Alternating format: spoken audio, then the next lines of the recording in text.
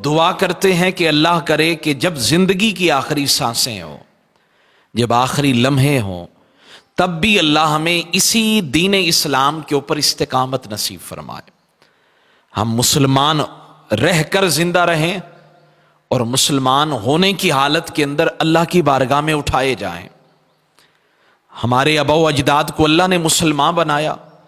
حضرت کعب احبار رضی اللہ عنہ بہت بڑے عالم گزرے ہیں۔ حضرت سیدنا فاروق اعظم رضی اللہ عنہ نے آپ کو دعوت اسلام دی، کلمہ طیبہ پڑھنے کی دعوت دی، آ جائیے محبوب کے دامن رحمت سے وابستہ ہو جائیں، حلقہ اسلام کے اندر داخل ہو جائیں۔ آپ بڑے دانا ہیں، زیرک ہیں، صاحب فہم و فراست ہیں، پھر آخر کیا وجہ ہے کہ آپ اس دین حنیف کو ماننے کے لیے تیار نہیں؟ حضرت فاروق اعظم نے جب حضرت کعب احبار کو دعوت اسلام دی تو آپ نے کلمہ طیبہ نہیں پڑھا، اسلام قبول نہیں کیا، حتیٰ کہ محبوب علیہ الصلوۃ والسلام وصال فرما گئے۔ پھر جناب صدیق اکبر خلیفہ بنے اور آپ کے بعد سیدنا فاروق اعظم رضی اللہ عنہ آپ خلیفہ بنے۔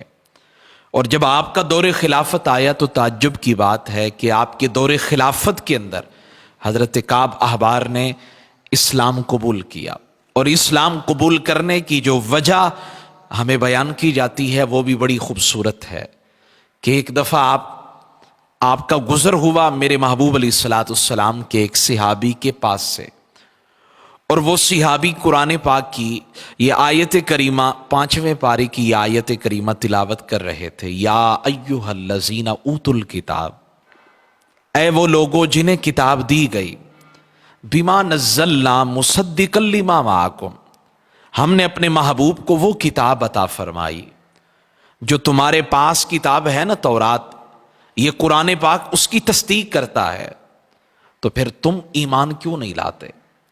تم کلمہ طیبہ پڑھ کے حلقہ اسلام میں کیوں داخل نہیں ہوتے؟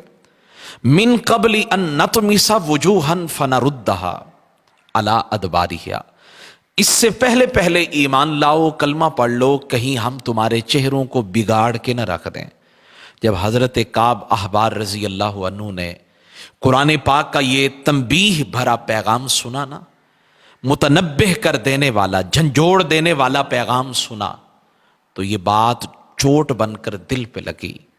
اسی وقت رحمت کائنات صلی اللہ علیہ وآلہ وسلم کا کلمہ پڑھا۔